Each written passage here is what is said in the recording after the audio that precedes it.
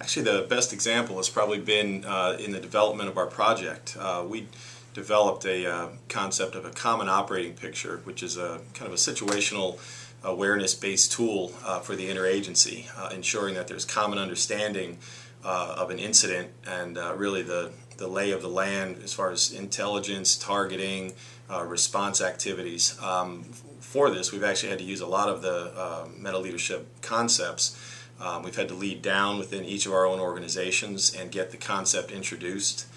We've led across utilizing multiple government agencies, and then led up where individually I've gone to the director of the FBI, socialized the concept, got him to understand the concept, and it's now going to be a corporate-wide tool available within the FBI.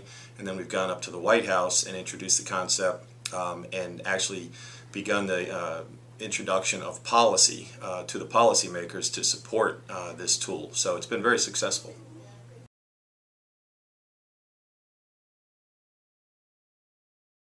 Probably the biggest benefit personally for me has been really the ability to take an introspective look at past static and dynamic activities or leadership opportunities that I've been given, and use the lessons learned, what I did good, what I did bad, and apply them to future lessons.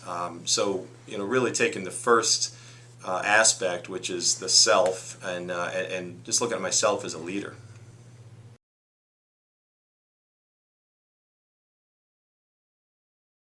Probably the best thing I've learned is from discussion with the faculty and other students is, the best way to be a good leader in the up direction is for the leadership to have trust and confidence in you. You actually want them to know that you're an expert, that what you're telling them is true, and that's probably what I've learned the most.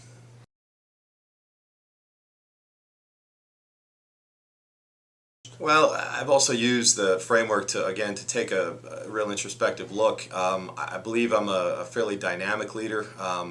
I like to believe that I'm collaborative, that I take the input from both my subordinates and superiors, and then make decisions quickly.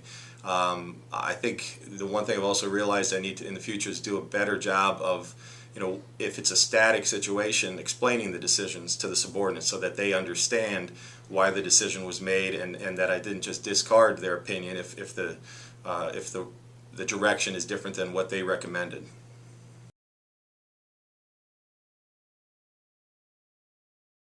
Probably the best example in my line of work is dealing with industry and academia. They're really non-traditional partners for the Bureau.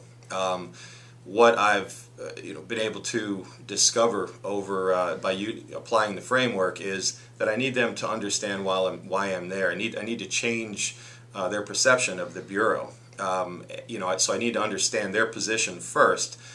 Through that, we've developed a lot of novel concepts. We have outreach programs dealing with industry leaders so that they understand the threats within their industry, how the materials that their industry produce can be utilized by the enemy or terrorists, and get them to be a partner for us, a willing, voluntary partner.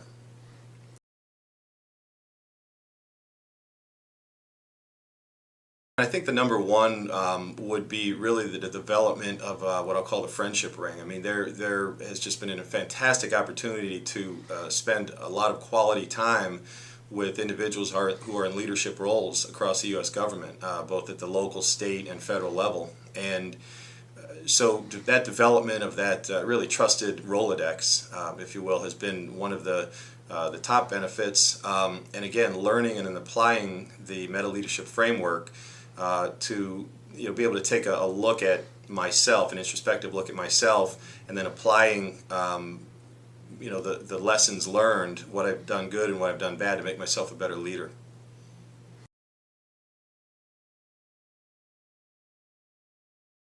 I appreciate the ability to be here. It's been an honor, and again, this is by far the best professional development course I've ever been involved in.